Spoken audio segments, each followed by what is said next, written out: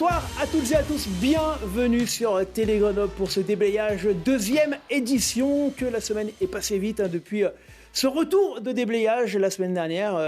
On a été envahi de messages positifs et on vous remercie toutes et tous, ça a été fabuleux. En tout cas, on est toujours très heureux d'être là et on a décidé de casser un petit peu les codes, de continuer avec plein d'invités. Donc on fera minimum 8 invités et je dis bien minimum pour la régie derrière qu'elle s'inquiète.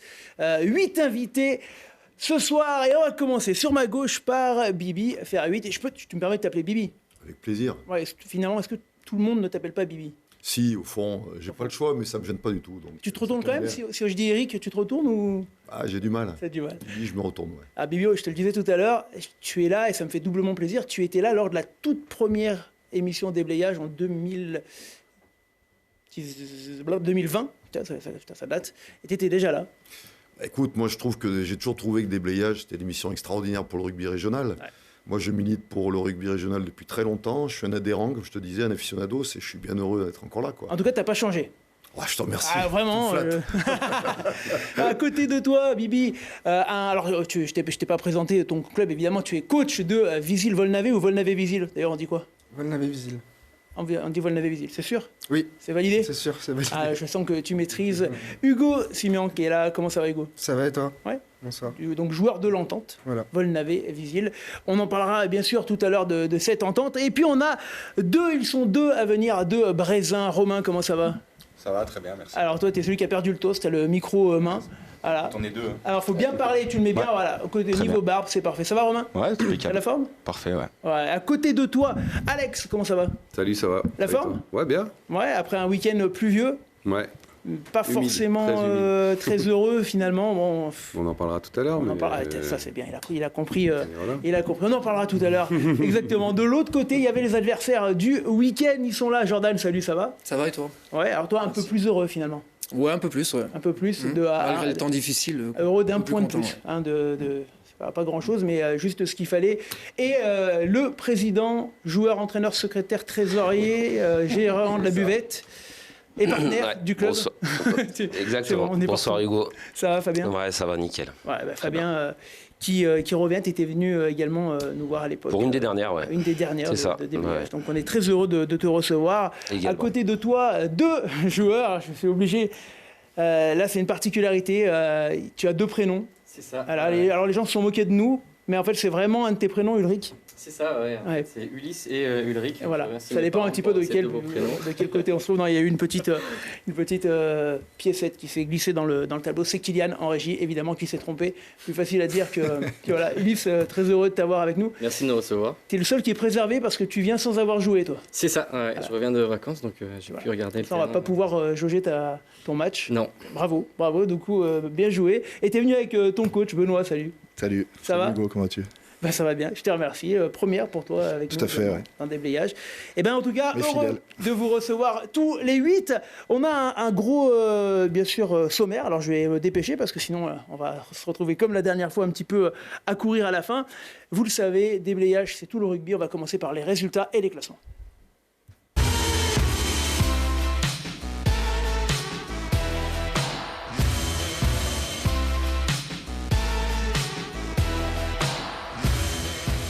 Et on attaque avec la Régionale 3, poule 4 pour commencer. La Régionale 3, poule 4, est-ce qu'on a les résultats de cette R3? Ils arrivent avec la victoire de Vénissieux à domicile. Vénissieux qui s'est imposé. On notera également que Corbelin s'impose à l'extérieur. Je crois qu'on a la photo de la victoire de Corbelin. Voilà, elle est là. Victoire donc pour Corbelin dans cette poule de Régionale 3. On notera également que Mions s'impose à l'extérieur et que Saint-Vallier s'incline à la maison. On va tout de suite regarder le classement de cette Régionale 3, poule 4 avec Mions premier devant Eyrieux, Vénissieux et Val-de-Saône. J'ai un petit doute sur les couleurs. Tiens, je vais demander quand même. Je crois que c'est quoi? C'est le premier qui se qualifie? Comment ça marche? Non, c'est bon? C'est bien les deux premiers qui se qualifient? Pour la R3? Ouais, pour la R3. C'est les 4 premiers, ouais, c'est les deux. Ça dépend le comité. Ah. Eux, c'est le comité, enfin, c'est le Lyonnais, enfin, l'ancien Lyonnais. Ouais. Nous, on a deux poules dans le. Donc vous avez. Donc nous, c'est les 4 premiers qui vont se croiser. Un 4, 2, 3. Bon, d'accord, c'est bien ça. On aura un tour de plus, nous, en fait, avant d'aller en Bouclier des Alpes. Ouais, Bouclier des Alpes en finale de secteur. Alors que eux, ils vont croiser juste à 2, je crois. Entre eux. Ouais, ils croisent pas. Ah si, ils croisent un 4, 2, 3. Ouais, ils croisent entre eux un 4 et 2, 3. C'est comme on avait fait l'année dernière. Ah oui. Entre eux. Ok, et ben voilà. Mions, premier devant Eyrieux. Ben, on attaque directement maintenant par la grosse poule qui nous intéresse. Donc on est déjà dans le long format. Jingle long format.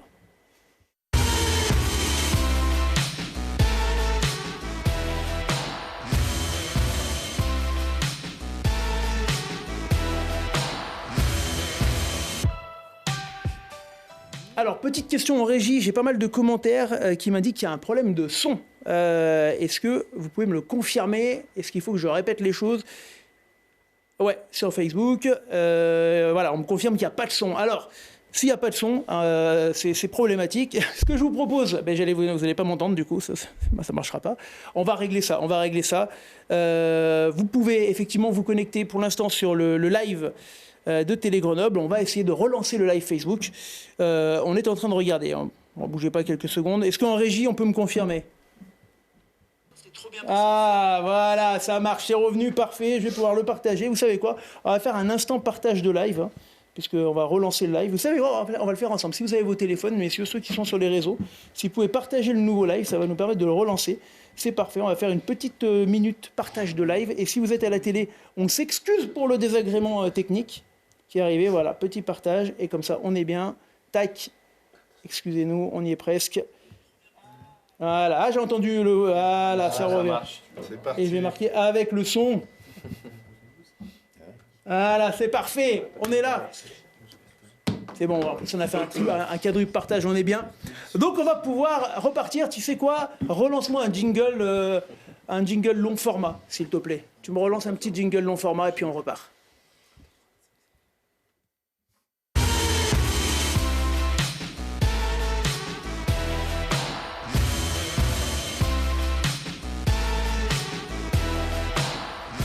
C'était un faux départ, mais cette fois on est bien parti, pile poil pour la Régionale 3. Et ce week-end, je suis allé me balader sur le terrain de l'Albinque.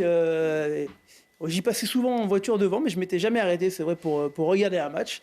J'ai choisi le jour où il y avait la meilleure météo possible pour aller voir ce derby, mine de rien, entre Brézin et l'Albinque. Il y a combien de kilomètres entre les deux clubs là? Pas grand-chose. Vingtaine, ouais, même pas. Un petit quart d'heure, 20 minutes de voiture. Parle bien dans le micro. Ouais. Garde-le dans la main, Fabien. Je vais le garder comme ça. Alors, je vois que sur mon conducteur, mon ami Kylian, tu m'as pas mis les présentations de joueurs, mais on va commencer du coup par la tienne, Fabien, puisque tu es là. Avant de parler du match, quand même, on va te présenter. Fabien Aleyron-Biron. Nous, on se connaît depuis longtemps parce que tu m'as fait l'honneur de jouer avec moi, ou c'est moi qui ai eu plutôt l'honneur de jouer avec toi, il y a très longtemps. Ouais, il y a quelques Sauf que toi, tu as continué. Il y a quelques années, ouais, j'ai effectivement, j'ai continué et ça continue encore. Après, tant qu'on peut se le permettre et que la santé, on arrive à jouer, donc voilà, tant qu'on prend plaisir et que le corps suit, ben écoute, est-ce qu'on a, ça peut durer, c'est un plaisir. Le petit tableau qui représente la carrière de, ouais, il arrive. Le temps qu'il arrive, tu vas me parler. T'as été formé où, Fabien? Moi, j'ai démarré à Vinay. Voilà, en Vinay. Après, en cadet, je suis parti à Tullin. Ouais. Et derrière Voiron. Et après, je suis parti avec la gendarmerie du côté de La Rochelle. Donc, j'ai joué à Bressuire, Loudun, voilà, du côté de... D'accord. Avant de revenir aux sources. Et je suis venu naturellement ah, ça y est, on avait une belle photo d'archive ouais. Pour te faire revenir, vieille, effectivement. Elle est pas si vieille. Ouais, elle est pas si vieille. Ouais, donc tu vois, 79, Loudun, voilà, c'est mon passé en Charente-Maritime. Et après, tu es revenu, du coup... Et revenu au club, ouais, à l'Essarge, enfin, à l'Ussargues directement. Et avec un rôle au début de joueur?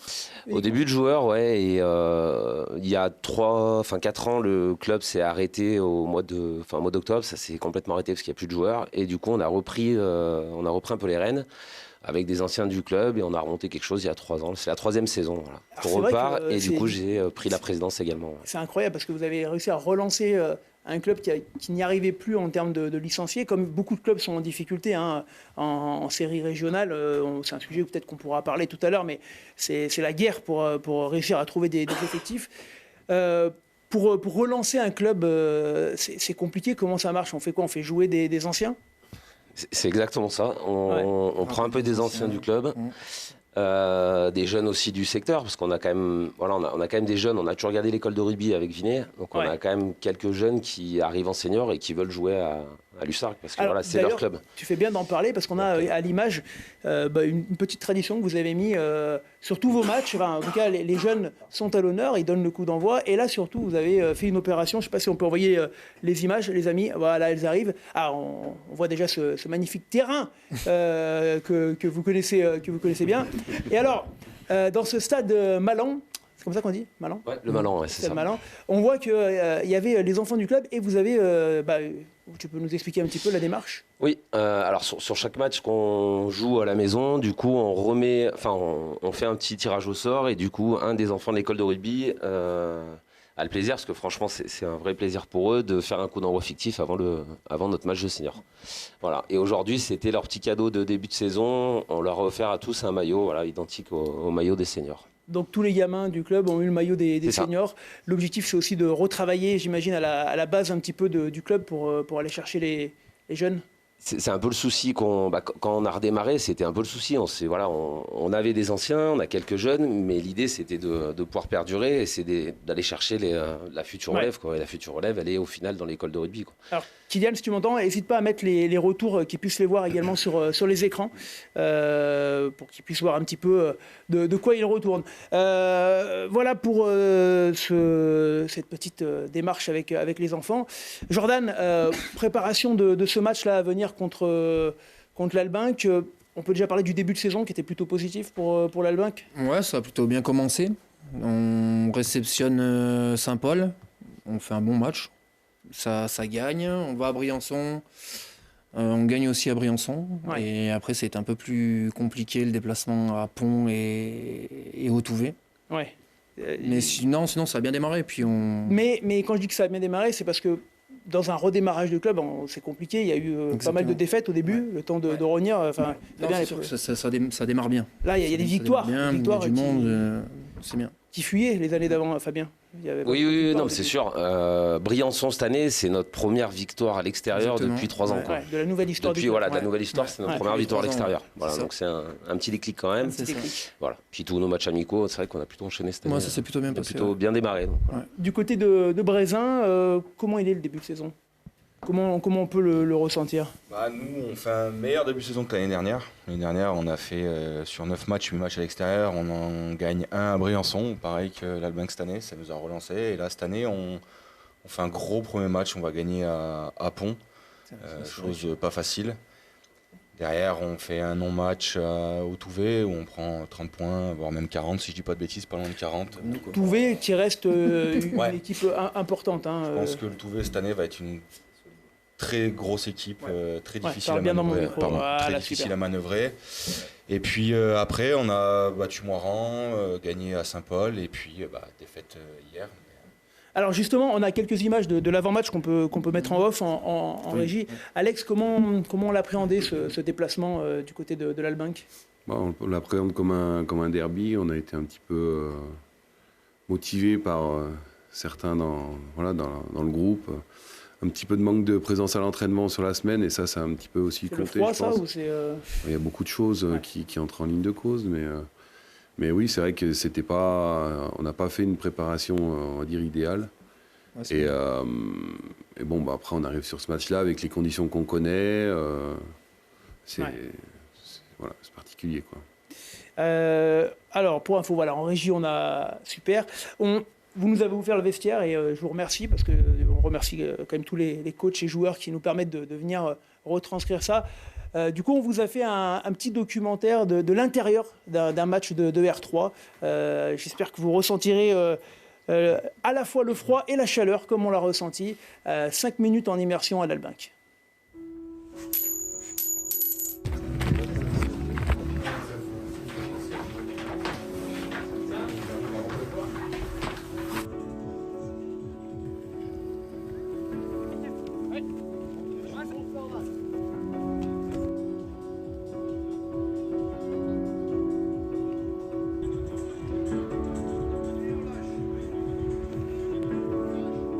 Après. C'est bon ? Allez, on part. Là, venez là, devant. Allez. Au chaud, tranquille, allez. 10, en bas. 1, 2, 3, 4, 5, 6, 7, 8, 9, 10. Allez, devant à fond. 1, 2, 3, 4, 5, 6, 7, 8, 9, 10. 3, 4, 5. En haut. En bas. Milieu.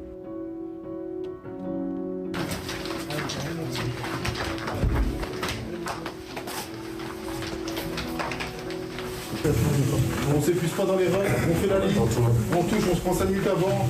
Ça veut dire quoi? C'est qu'on est allé gagner à l'extérieur, d'accord, à Briançon. Celui-là, il faut vraiment se le mettre dans la poche. On le galvaude pas, ces 3 points, on les galvaude pas. Si on perd aujourd'hui, on sera à 0. Aujourd'hui, c'est celui qui aura plus de couilles qui va gagner. Moi, je vous le garantis, d'accord? Ils sont en train de gueuler, vous savez pourquoi? Personne vient de venir ici. Pourquoi? Parce qu'on est des brutasses, mais dans le bon sens du terme. D'accord? Désaguer, désaguer, désaguer. Putain, mais vas-y, vas-y, va lui mettre ici. Oh! Pourquoi je l'ai mis, lui, là? Pourquoi je l'ai mis? Parce que quand il rentre, il y va. Nous, on dort. On dort. On est tous des enfants d'ici. Tous. Tous. Et que du combat, mais que du combat aujourd'hui. Il pleut, c'est que du combat. 30 cm au sol, 30 cm, on les couche. Ils peuvent pas jouer, hein.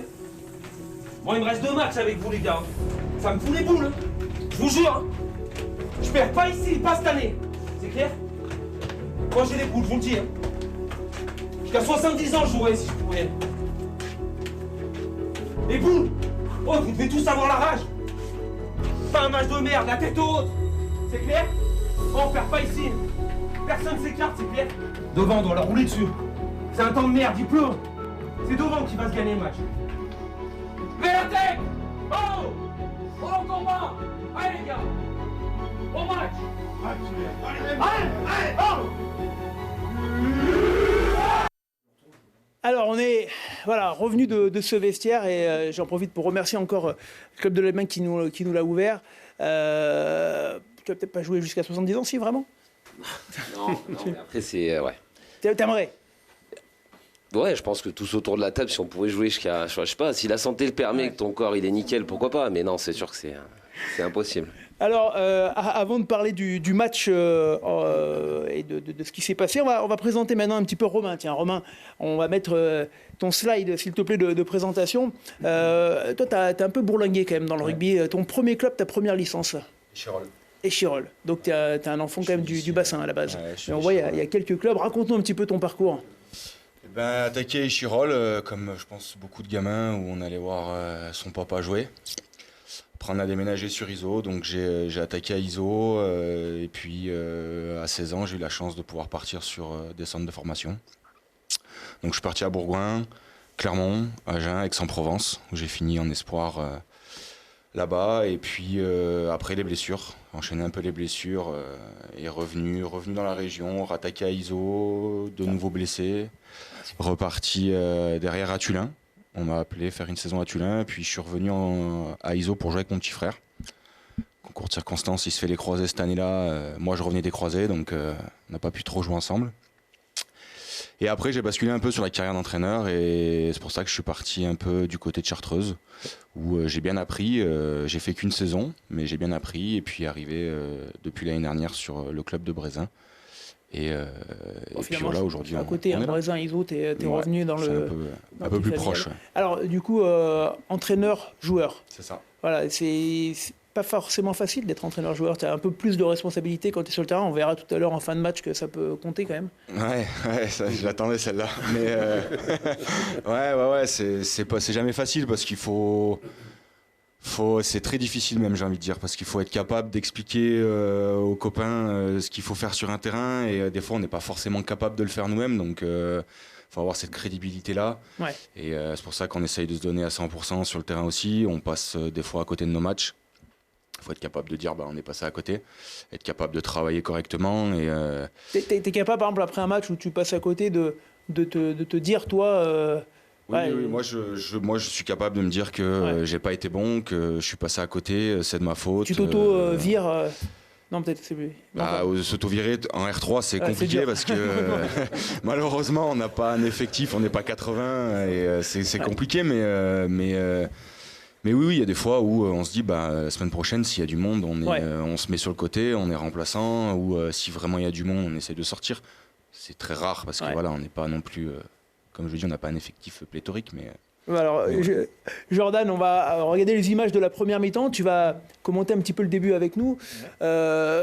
On l'a dit, il y a quand même un peu de pression parce qu'il reste pas. C'est des poules un peu rapides. Cette R3, avec les exemples, ça fait combien de matchs au final aller-retour là? On a 6 équipes, je pense. Je crois que 7 avec nous, non? On est 7, donc 12 matchs. Ouais, ça fait pas beaucoup de matchs avant de basculer dans la deuxième partie éventuelle.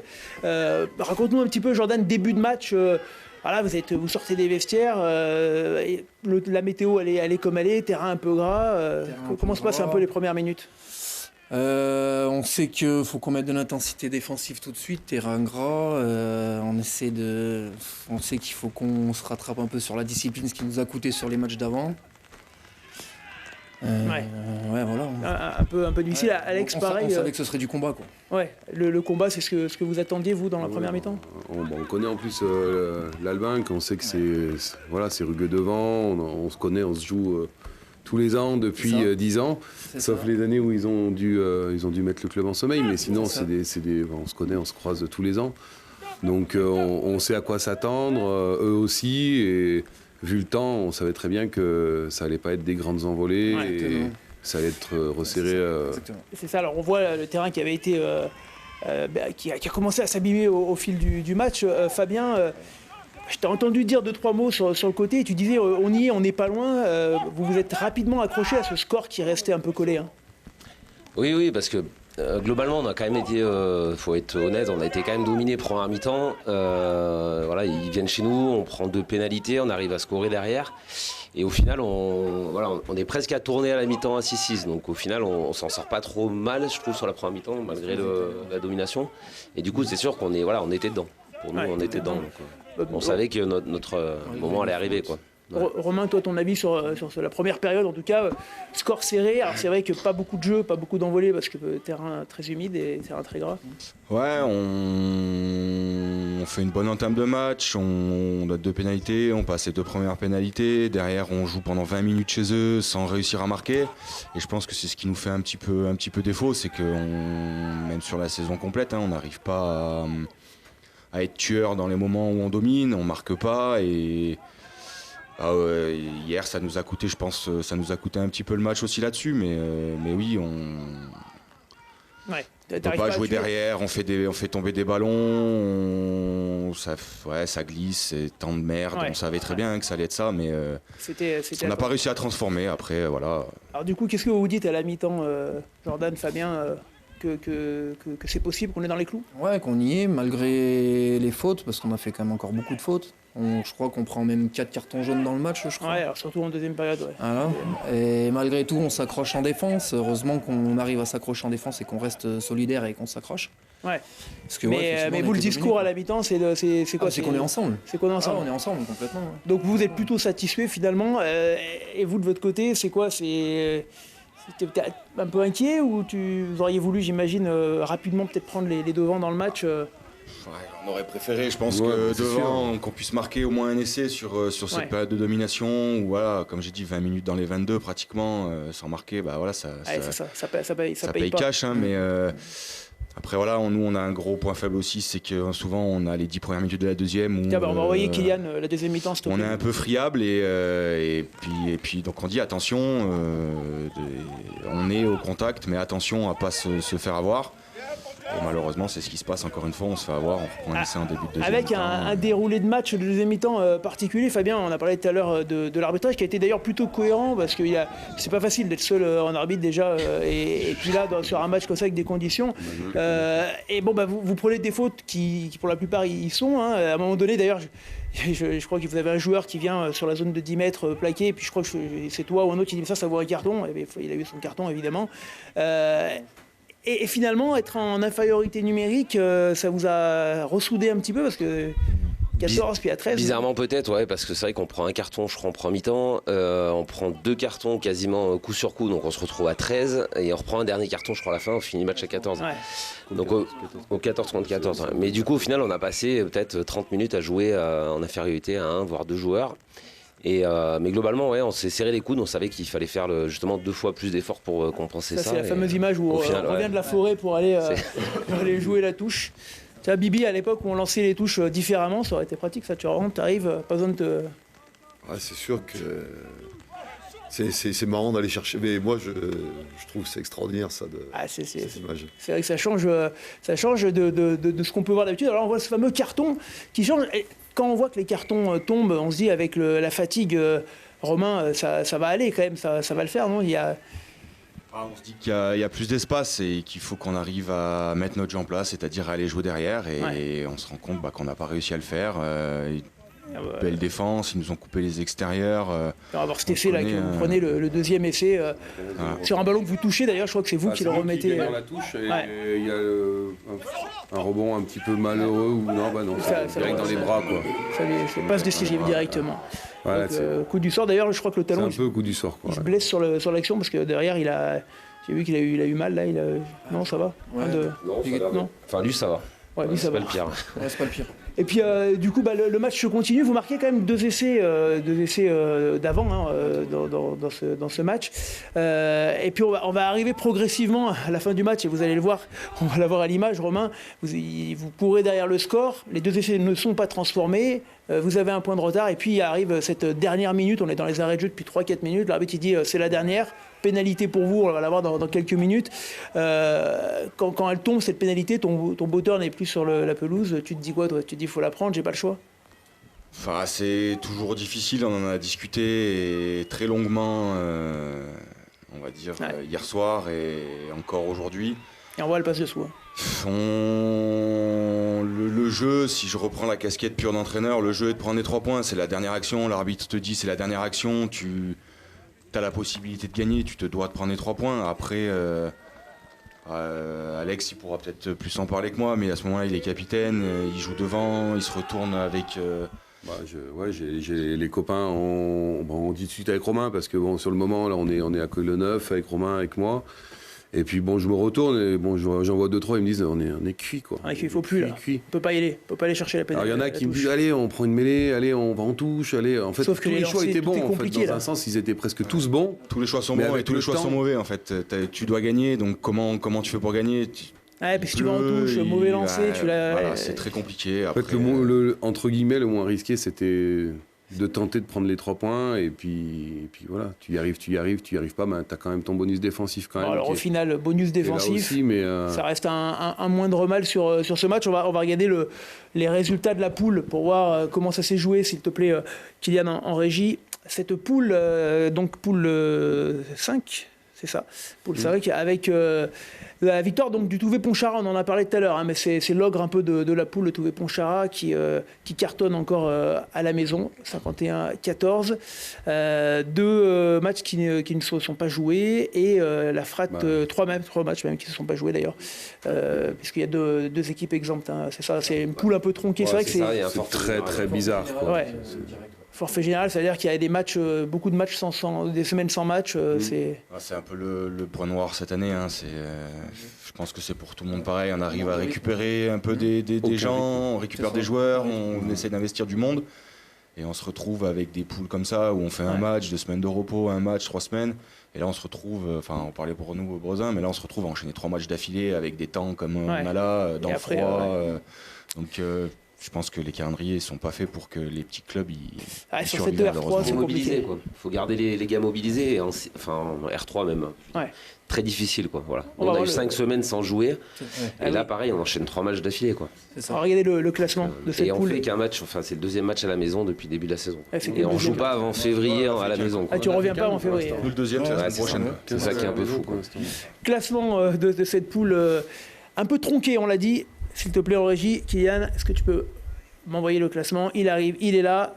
Donc le Touvet-Pontcharra premier, Royan Sport donc 2e. Malgré la défaite, vous restez 3e avec l'Allemagne qui se raccroche. Cette victoire à Briançon, elle va compter, parce que du coup ils sont juste derrière. Objectif de rester dans les 4. En tout cas, l'objectif pour vous, c'est d'aller chercher éventuellement la qualif. C'était l'objectif de début d'année. Oui, bah après, faut toujours de toute façon viser haut. Mais oui, l'objectif, c'était déjà de se qualifier et de finir dans les 4 premiers, ce qu'on n'a pas fait l'an dernier. Voilà. Donc on était dans l'objectif de progression, donc l'idée, c'est d'atteindre les 4. Quoi. Alex, pareil, l'objectif pour vous Nous, on a essayé de se mettre un objectif un peu plus haut. On visait les 2 premières places. Ouais. Je pense qu'aujourd'hui, on est encore dans notre... c'est pas terminé. Non, mais je veux dire, sur notre ligne de marche, on a une défaite à Touvet. On prend un bonus à l'Albinque. On a joué tous les gros à l'extérieur. On va peut-être aussi avoir l'opportunité, si on arrive à rester maître à domicile, de pouvoir remonter au classement. C'est l'objectif, d'être dans les 2. Après, à premier, deuxième, on verra. Mais gros match décisif, on va dire, qui va être contre Royan dans 15 jours à la maison. Voilà, on verra. Avant la trêve, on saura où on en est vraiment sur nos objectifs. Quoi. Eh bien, merci messieurs d'avoir débriefé ce match. Et maintenant, on va nous analyser un petit peu vos connaissances rugbystiques à tous. Alors, je vous propose de jouer au jeu, évidemment, de déblayage. Petit jingle. Eh ben, c'est pas de jingle, c'est pas grave. Aujourd'hui, on a dit qu'on était rock'n'roll. Alors, est-ce que tu as le jeu en main, Kylian, en régie? Tu peux m'envoyer l'écran du jeu? Super. Est-ce que vous avez tous votre téléphone, messieurs? Est-ce que c'est tous bon? Est-ce que vous êtes tous encore inscrits? C'est ça. C'est parfait. Bibi, c'est bon? Je peux te redonner le flash code, Bibi. Tiens, regarde. Voilà. Tu peux flasher le code. Ça y est, j'ai réussi. C'est bon, allez, parfait. 1, 2, 3, 4, 5, 6, 7, 8. Tu peux envoyer. Alors, première question, je vous explique. Il faut répondre le plus rapidement possible. Plus vous répondez vite, et plus vous avez... Ah, t'as pas changé le titre, c'est pas grave, Kylian. Allez, 3, 2, 1, c'est parti sur votre téléphone. La première question, elle est simple. C'est pour tester les connaissances. En quelle année Éric Ferhuit, ici présent, et le FCG s'inclinèrent ou pas en finale du championnat de France face à Castres? Alors, est-ce que c'est en 92 ? Réponse rouge. En 93, réponse bleue.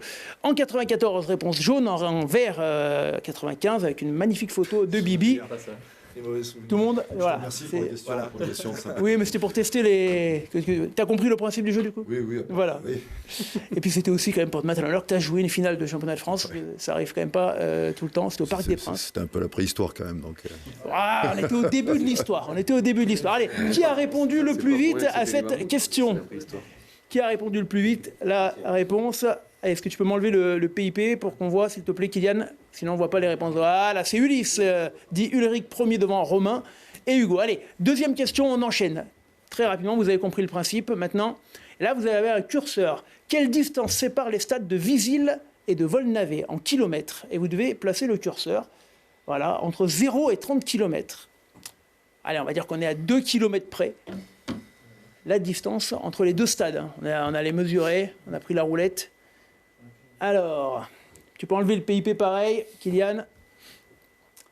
Ah, ça allait plus loin. Et là, on a quasiment une réponse exacte. Parce que c'était 10 km seulement entre les deux stades. Et du coup, on a une seule bonne réponse, 0 bonne réponse à 10. Mais normalement, on devrait en avoir 2 qui vont avoir des points. Les deux stades sont distants de 10 km. Et 10 km seulement. Ah ouais. Ouais, j'aurais pris moins, j'aurais vu moins. Ah ouais. Eh ben on va regarder le classement, s'il te plaît, le résultat, Kylian. La suite, tu peux enlever le PIP, pareil. Et ben il y a que Alex c'est le seul qui n'était pas du club qui a réussi à répondre le plus juste et qui prend la tête devant Ulysse. Allez, on va enchaîner. On passe en Régional 2, on grimpe d'un niveau. La Régional 2, poule 3, s'il vous plaît. Et dans cette Régional 2, on a une poule très relevée avec pas mal de matchs. On va regarder un petit peu les résultats et remarquer que ISO s'impose à la maison contre le SOUA Rugby. Je crois qu'on a la photo de la victoire, c'est bien ça. On peut la montrer, voilà, la photo, le clocher, évidemment, du stade à ISO et la victoire, bravo pour les Uselots qui s'imposent face à une très belle équipe de Albertville. On voit notamment avec le fils Sénéclaude. Alors vous avez le frangin, vous, qui joue, qui est soigneur maintenant. Ouais, il m'a dit. C'est ça. Il est là pour dépanner au cas où. Non, plus que dépanner. Au cas où, je crois. Il va devoir dépanner. Et les Uselots, voilà, on remercie Aura Sport Émotion pour les photos qui s'imposent à la maison. On va aller du côté d'Échirolles. Échirolles qui s'impose à Fontaine. Alors, on va regarder les images et puis on appellera un des joueurs d'Échirolles. Après, pour prendre des nouvelles, il s'agit de Quentin Vigne. On l'appellera en direct. Est-ce qu'on peut, regarder les images de Échirolles qui s'impose. Échirolles qui est parti... c'est ton club formateur. Non, qui c'est qui m'a dit que c'est son club formateur? C'est toi, Romain? Ouais. C'est un club qui a formé d'ailleurs pas mal de joueurs. Hein. Ouais, beaucoup. Beaucoup, qui sont passés par là-bas. Et Chirol qui part bien cette année dans sa R2. Hein. Ouais, moi je les avais joués à l'époque, on va dire qu'il y a 2-3 ans avec Chartreuse. Ouais. Et c'est vrai que c'était déjà une équipe assez solide. Et là, ils font je pense, une très très bonne saison. Ils ont réussi à aller faire match nul, alors sous des conditions dantesques, premier match de la saison à ISO. Et au final, ils n'ont pas perdu un match, si je dis pas de bêtises, cette année, Chirol. Donc ça va être. C'est ça. Et du coup, on va appeler Quentin Vigne au téléphone sur le plateau en direct. C'est l'appel contre appel. Allô ? Salut Quentin, c'est Hugo, ça va ? Salut Hugo, moi c'est Romain. C'est pas Quentin ? Non. Non ? C'est qui que j'appelle alors ? Il y a peut-être... Ah bah c'est Romain Vénia, ils se sont trompés de téléphone en régie, c'est pas grave. Romain Vénia, bah écoute, tu sais quoi ? T'es là et Romain, on va te garder à... C'est bien en régie, vous avez fait pas mal de cadeaux aujourd'hui, je suis content. Romain, reste avec nous. On va te mettre à l'écran. Je voulais parler de toi tout à l'heure, Romain, coach de Saint-Jean en Royan. Est-ce qu'on peut avoir au moins son écran à Romain ? Ça va Romain ? Ça va et toi Hugo ? Bah ouais, je t'ai appelé un peu plus tôt que prévu, désolé, j'espère qu'on ne te dérange pas. Il n'y a pas de souci, t'inquiète pas. Bien, Kylian, tu peux nous montrer, voilà, il est là, Romain Vénia. Alors, on parlera de la Fédérale 1 tout à l'heure, mais tu vas pouvoir nous en parler maintenant. Comment va Saint-Jean-en-Royan ? Eh ben écoute, ça va plutôt bien, on est troisième de la poule, on est satisfait de notre début de saison, les espoirs marchent bien aussi. Après, voilà, il n'y a pas trop de répit, quoi. La poule est très homogène, donc on peut pas trop se permettre de se relâcher, mais tout va bien. Est-ce qu'on peut dire que vous avez bien digéré finalement cette montée maintenant ? Il a fallu quoi, deux saisons pour bien digérer cette Fédérale 1 ? Ouais, c'est ça. En fait, les premières années, c'est d'adaptation. Il faut adapter l'effectif, notamment avec le changement de règles entre la Fédérale 2 et la Fédérale 1. Donc ça prend du temps. Il y a de l'inertie. En plus, moi, quand je suis arrivé, il a fallu un peu modifier un peu l'approche et par rapport au profil de joueurs notamment. Et là, c'est la troisième année où ça y est, c'est un peu l'année de la stabilité, où l'effectif, moi, ressemble à ce que je veux. On a pris la mesure de cette poule, on a progressé en conquête notamment, et on peut rivaliser maintenant normalement, quoi. Alors, on avait le débat tout à l'heure sur le plateau, on parlait du terrain de Saint-Jean. Elle est comment l'inclinaison sur le terrain ? Elle a été mesurée déjà ou pas ? Elle a été mesurée, mais bon... Savoir le pourcentage de la pente, c'est anecdotique, hein, écoute. Ça fait le charme du village, écoute, c'est comme ça. Alors, maintenant que vous êtes en Fédérale 1, comment ça se passe ? Parce que est-ce que le club est structurellement composé peut-être pour aller un jour plus haut ? Parce que quand on est troisième, on peut se poser la question. Alors clairement non. Enfin, après, c'est le genre de question, tu sais, il faut se dire, est-ce qu'on met le club en péril ou pas ? Là, ça serait clairement le cas. Il faut aussi tenir compte de son environnement économique, de l'emplacement de Saint-Jean. On ne changera pas Saint-Jean de place, c'est-à-dire que ça engendre des contraintes logistiques, de trajet, et puis même en termes d'infrastructure, par rapport au stade, etc. On n'est pas, par rapport aussi à notre filière de formation, il faut être lucide. Déjà, être bien positionné en Fédérale, je trouve qu'on a du mérite et que c'est très bien dans le projet du club. Maintenant, il faut continuer à avancer pas à pas et surtout en toute humilité. Non, il faut pas. Ça serait complètement utopique de vouloir monter en National 2. Eh ben écoute, merci en tout cas d'avoir été avec nous un peu plus tôt que prévu, Romain. On parlera de la Fédérale 1 tout à l'heure. Bon courage pour la suite. Prochain match pour toi ? On va à Berlétan, dimanche. À Berlétan, ouais, c'est jamais facile d'y aller. Courage pour ce déplacement et puis on te retrouvera sur le plateau très prochainement. Allez, avec grand plaisir. Merci beaucoup. Merci, salut Romain. Bien, les amis en régie, est-ce qu'on peut maintenant appeler Quentin ? Du coup, cette fois. Allez, super, on va appeler Quentin, on enchaîne les deux appels.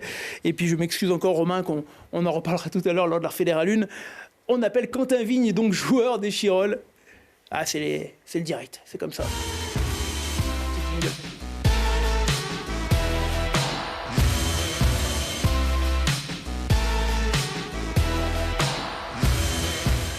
Allez, c'est parti. Est-ce que Quentin, tu es avec nous ? Oui. Ah, oui. T'es là, ça n'a même pas sonné, c'est parfait. Ça va, Quentin ? Salut, Hugo. Ouais. Bon, on t'a fait une petite blague, t'as vu, on t'a positionné en Fédérale 1 juste avant. On s'est trompé, on a appelé Romain. Mais c'est pas grave. Comment ça va, Quentin ? Bah, ça va, très bien, merci. Bon, tout le monde nous parle en bien de cette équipe des Chirol cette année. Toi qui as été jeune coach il y a maintenant 2-3 saisons, tu es redevenu uniquement joueur, hein, tu confirmes ? Oui, c'est c'est ça, exactement. Ouais. J'ai laissé ma place de coach et maintenant je me concentre sur mon job de joueur. Avec l'arrivée d'un coach plutôt expérimenté à Échirolles. Exactement, Jérôme Bernier, grand coach connu à Grenoble, notamment dans le centre de formation, et qui nous fait grand bien. Tu me disais tout à l'heure, quand on a préparé l'émission, que vous avez vu la différence avec le background, un peu l'expérience de Jérôme sur les premiers entraînements. Hein. Oui, complètement. Il nous apporte tout son savoir-faire, il nous apporte beaucoup de choses, et ça a fait progresser l'équipe, bien plus que quand j'étais au pouvoir. Et c'est très intéressant, toute l'expérience qu'il a nous apporte énormément. Bon, alors cette saison, elle part plutôt bien pour Échirolles. Quels sont les objectifs que vous êtes fixés entre vous? Alors, nous, ça fait 2-3 ans, on va faire des phases finales. Donc là, cette année, on s'est dit que ce serait peut-être intéressant de monter. Mais en totale modestie, car on veut pas aller chercher déjà le Graal. Il faut qu'on fasse nos preuves sur le terrain et c'est ce qui va être de plus important. Échirolles, c'est combien de joueurs dans l'effectif cette année? Cette année, on est à 70. 70 joueurs, c'est bien pour la régionale 2. Je pense que là, je vois les confrères de R3 qui se regardent. Avec une équipe B, du coup, qui fonctionne comment? Avec une équipe B remplie de revenants anciens qui ont décidé de rejouer avec leur club de cœur.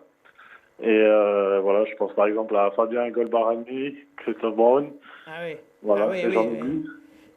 Ils sont tous revenus un petit peu toucher le ballon à Échirolles. En tout cas, Quentin, merci à toi d'avoir été avec nous. On te souhaite bon courage. Prochain match pour toi? Eh ben, Mété. À Mété, du coup. Eh ben, écoute, merci, Quentin, d'avoir été avec nous et très bonne continuation. Merci, bonne soirée. Salut. Alors, on voit, messieurs, que le rugby est sauvé par ses anciens. Hein, Benoît, on les voit tous arriver. Est-ce que vous aussi, vous en avez récupéré quelques anciens à Cessin? Oui, cette année, oui, on a eu la chance de retrouver 2 joueurs qui ont une forte identité cessinoise, Max Rebesco et puis Vincent Marseille, qui ont attaqué avec nous cette année, qui nous font effectivement du bien parce qu'ils nous apportent leur expérience, ils nous apportent aussi leur vécu de joueur. Max nous avait déjà suivis l'année dernière, il s'entraînait régulièrement avec nous et puis il avait envie de reprendre, donc c'était effectivement une bonne nouvelle pour nous parce qu'il faut savoir que nous, notre effectif, il s'appuie beaucoup sur la jeunesse. Effectivement. Alors, on parlait tout à l'heure de quantité, 70 à Échirolles, vous êtes combien? Alors si on prend les joueurs hors fantôme, comme on dit? Je dirais qu'aujourd'hui, on s'appuie sur à peu près 70 joueurs. 70 joueurs également? On a 80 licences. Et entre les joueurs, effectivement, 80 licences et 70 joueurs. Qui sont partis parce qu'ils ont des bonnes raisons pour la plupart, on est sur 70 joueurs. Ouais. Si on fait un petit tour de table, Fabien, vous R3 Avec les fantômes, on est 45. Après, 45 licences. C'est ça, les 45 licences. Après, on tourne un groupe à peu près à 33, 35, à peu près. 33, 35. Côté Brézin? Nous, on a une trentaine de licences à peu près. Et, on va dire qu'on est 27 joueurs. 30 licences, ça laisse peu de place quand même au doute. Il ne faut pas qu'il y ait trop de mecs qui lâchent. On a. C'est un peu tendu. Pas de blessés surtout. Faut pas de blessés. C'est le plus compliqué. Et du côté de l'entente, vous le n'avez, Hugo, on a combien en nombre de licences, on doit être 70, je pense. Ouais, 70 licences également. Dans les faits, les joueurs qui jouent, une cinquantaine. Cinquantaine de joueurs. Une cinquantaine de joueurs sur les deux équipes. Ça permet de voir, on voit quand même que ce rugby souffre du nombre de licenciés. C'est quand même un fait qui est connu depuis quelques années. Si on doit refaire jouer des quadras et bientôt des quinquas, on avait vu à William Gauzy, mon ami, la semaine dernière, c'est qu'il faut aller chercher des expérimentés pour contourner tout ça.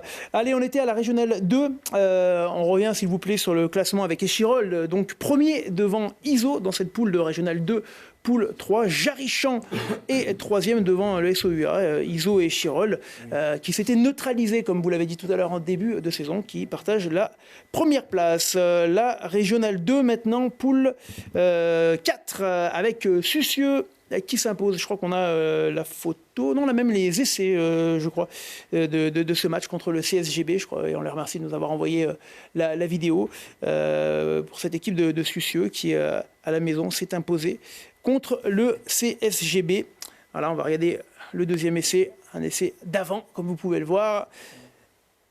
Voilà, un essai collectif, comme on disait avant, comme on ne donnait pas le nom du marqueur. Et puis on va revenir au résultat. Après, on va peut-être leur laisser le dernier, Camille est là. celui-ci, il a un peu plus construit, magnifique. Et est-ce qu'on peut revenir au résultat, donc Sucieux qui s'impose 26-10 contre le CSGB. Thonon qui s'impose à Silan qui a eu quelques difficultés. Je crois qu'ils ont des problèmes également de longueur de banc. Hein. Ils étaient 16 sur la feuille de match.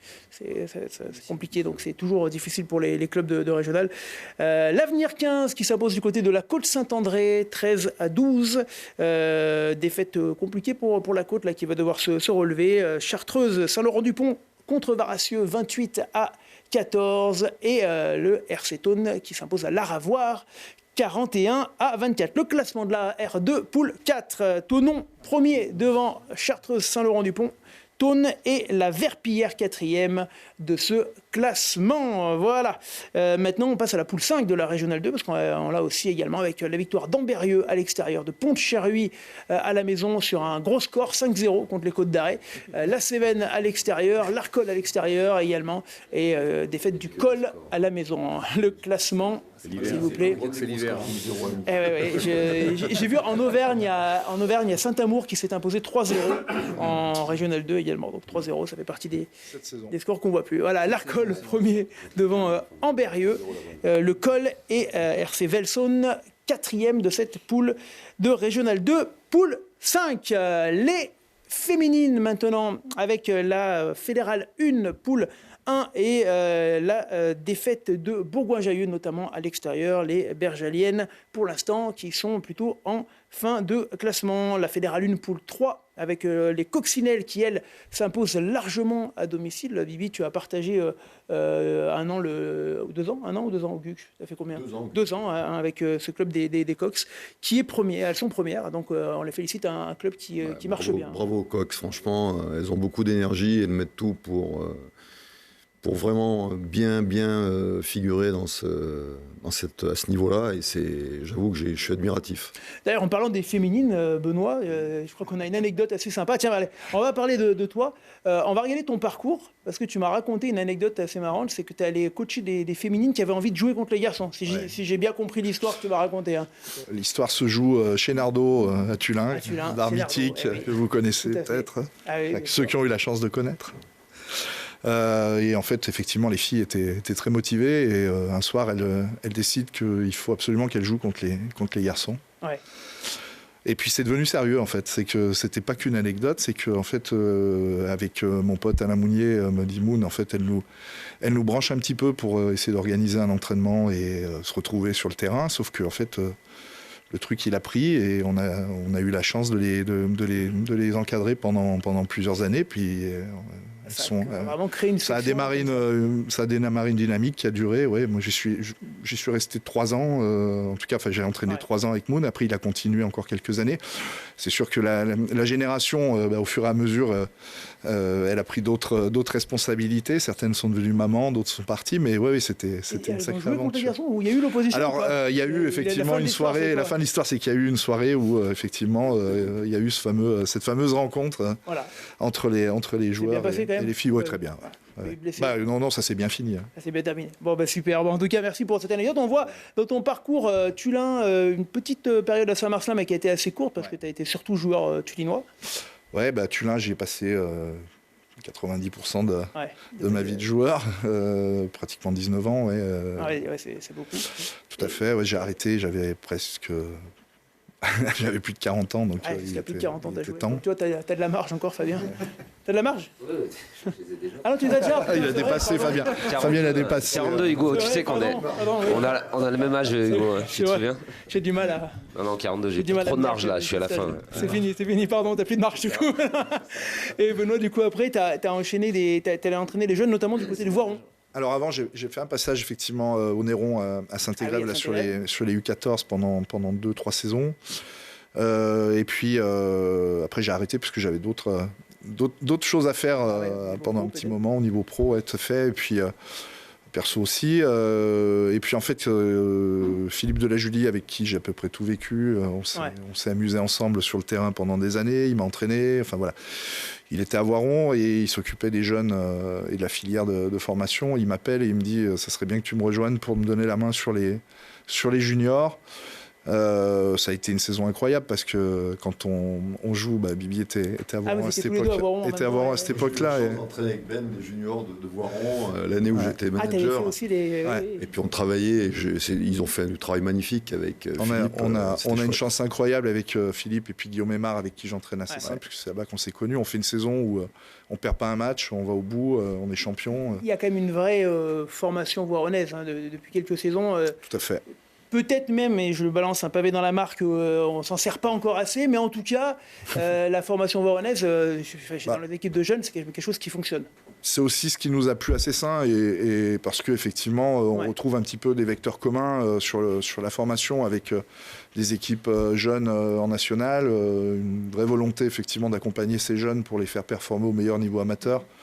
L'envie aussi de créer une pépinière qui alimente les seniors. Et bon, effectivement, après, tout n'est pas aussi simple qu'on le voudrait, mais je trouve que aujourd'hui, avec les difficultés que rencontre le rugby pour amener les jeunes sur les terrains, il faut passer le message. Il y a effectivement une vraie volonté de encourager en tout cas et faire en sorte que les jeunes soient dans de bonnes conditions pour évoluer dans ce sport. Allez, on reviendra tout à l'heure à cette Fédérale 3, bien sûr. On va terminer avec les féminines, puisqu'on n'a pas parlé des Amazones qui se sont inclinées contre Romagna, gros morceau. Romagna, évidemment, une des grosses équipes françaises, et elle s'incline avec les honneurs. 17-10 à la maison, le Stade Toulousain est toujours leader de ce classement. Et pour l'instant, les Amazones sont, on va dire, dans le ventre mou, avec toujours l'objectif d'aller accrocher le top 4 pour se qualifié. La Fédérale 3, là on a pas mal de choses à dire. On va commencer par nos amis de Viria contre La Motte. On a des images d'ailleurs des essais de Viria. Viria qui était monté maintenant il y a 2 saisons en Fédérale 3 et qui contre le RC La Motte Servolex s'est imposé à la maison, et on remercie une équipe qui a toujours été très joueuse, cette équipe de Viria. Et je remercie Lilian qui a pu notamment nous œuvrer pour nous envoyer les vidéos. Bellegarde s'impose à la maison, Tarare également. Mézieux s'impose à l'extérieur. On a la photo parce que Mézieux va beaucoup mieux après une double descente, Fédérale 1, Fédérale 2 et Fédérale 3, des gros problèmes financiers. Le club s'est restructuré et est reparti correctement en Fédérale 3. Donc je salue l'ancien président, M. Klein, que j'embrasse, et Mézieux qui du coup gagne, vous le verrez tout à l'heure, sur le classement après qui va bien, puisque le RC Monceau s'impose à l'extérieur. Le classement de la fête 3, Mézieux premier devant Tarare, Aix-les-Bains 3e, Monceau 4e et Viria 5e. La Fédérale 3, poule 5. Avant de parler de cette Fédérale 3, si on va parler d'abord de la défaite de Beaurepaire à Bassin-Crussol. Alors, pour avoir discuté avec le coach, pour l'instant, on mange notre pain noir, comme on dit à Beaurepaire. Beaucoup de blessés. On attend de pouvoir retrouver la fraîcheur. Hugo, Beaurepaire, c'est une équipe que vous avez gagnée, notamment chez vous. Victoire, première et seule victoire de la saison, Beaurepaire. T'es pas obligé de le dire comme ça. Tu peux accepter. Oui. C'est pas grave, Hugo. Hugo, c'est pas grave. De quoi? Non, tu dis première et seule victoire, mais il faut... Ah oui. Non.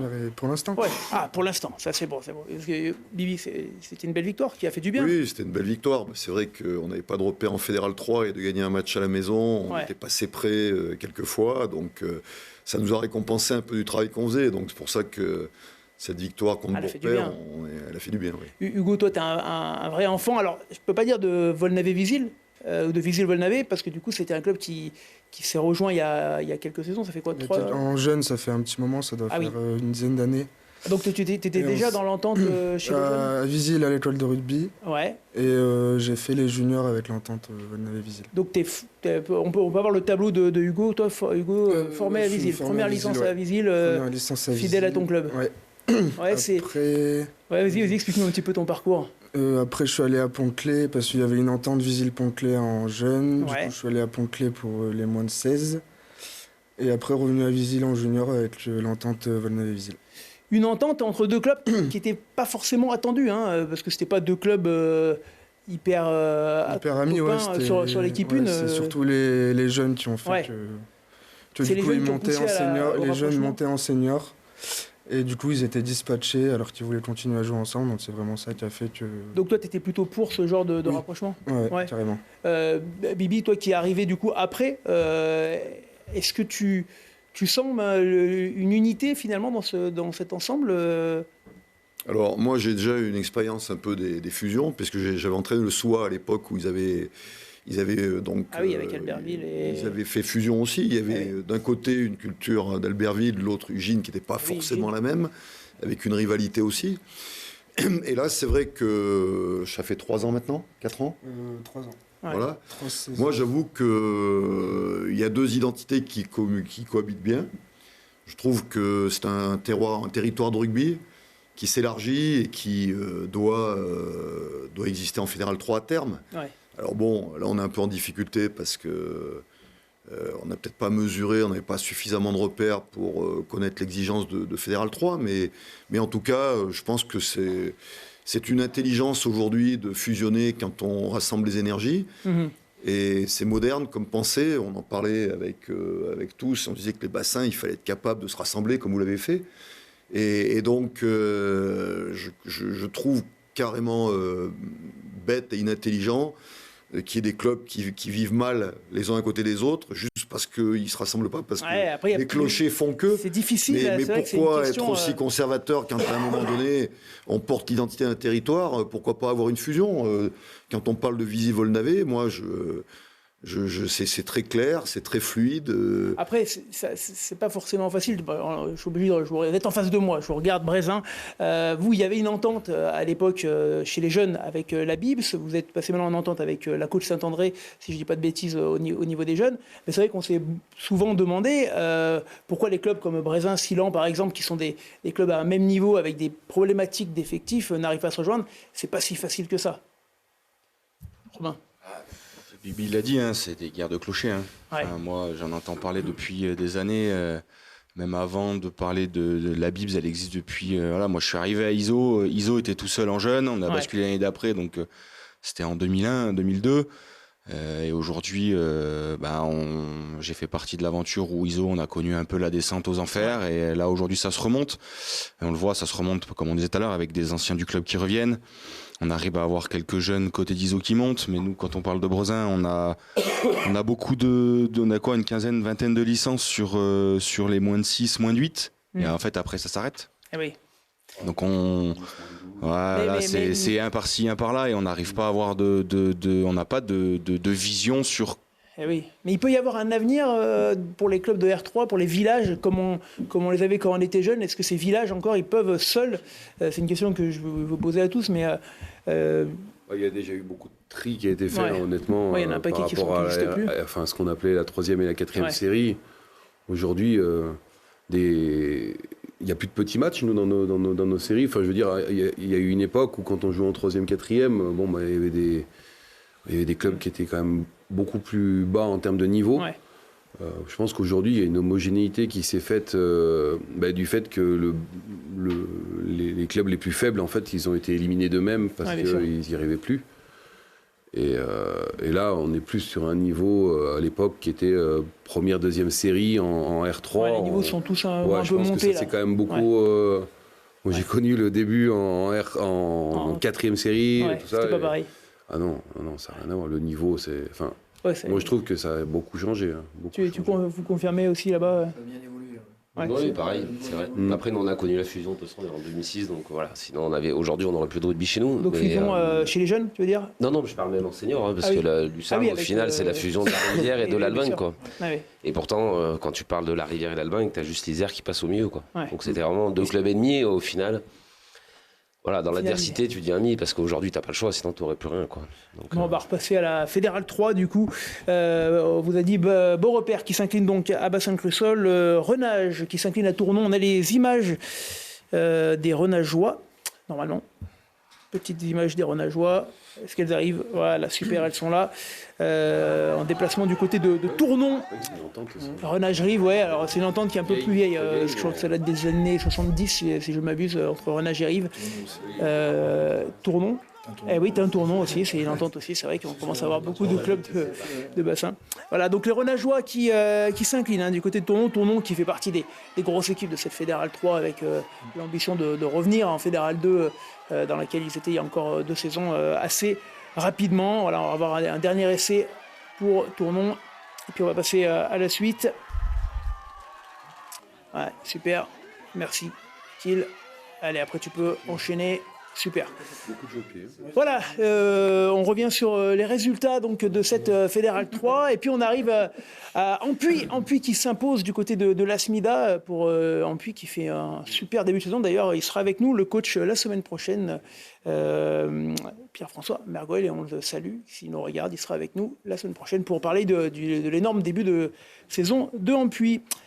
Ulysse, on va parler un petit peu de ce match que tu n'as pas joué, mais que tu as vu, donc tu vas pouvoir nous en parler bien. Tu vas peut-être déjà pouvoir nous dire un petit peu comment toi, à l'extérieur, tu as ressenti la prépa de ce match, qui est quand même un derby dans cette poule de Fédérale 3. Comment étaient les copains, comment étaient les coachs en termes de niveau de stress? On était bien ou pas?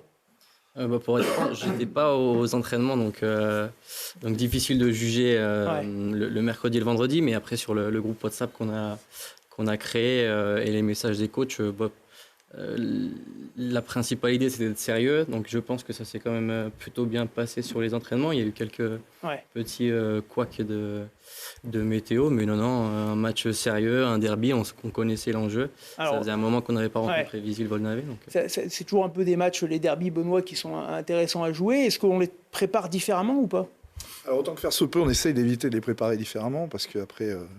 l'enjeu tue le jeu, donc il faut essayer d'être quand même un petit peu vigilant là-dessus. Mais malgré tout, moi je suis de l'ancienne école et c'est vrai qu'un derby... ça reste quand même le fil à tirer. Il y a quand même des sujets sur la partie affective qui forcément oblige à penser à l'importance de la suprématie locale, entre guillemets.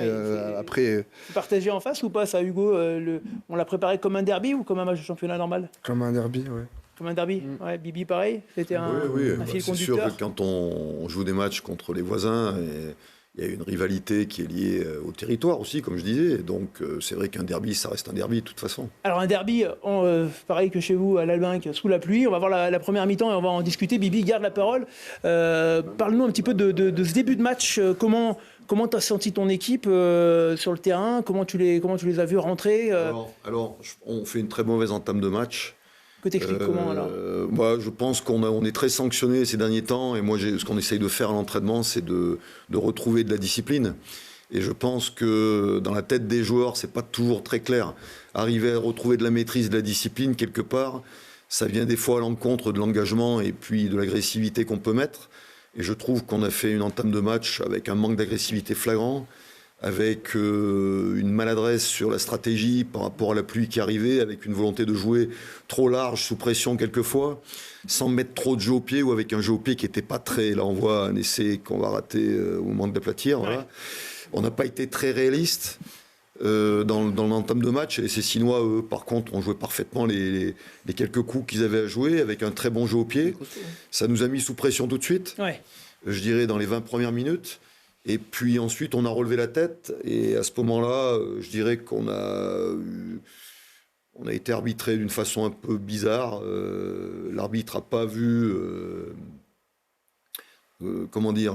On a été dans la possession à un moment. On a pesé sur ses seins. Il n'a pas sanctionné ses seins. On finit 7 pénalités à 1 à la mi-temps. Un peu de frustration du coup pour vous à la mi-temps? Beaucoup de frustration à la mi-temps parce qu'on est à 13-0 à la mi-temps. Ouais. On a un essai de pénalité... qui nous est refusé, dernier défenseur plaqué.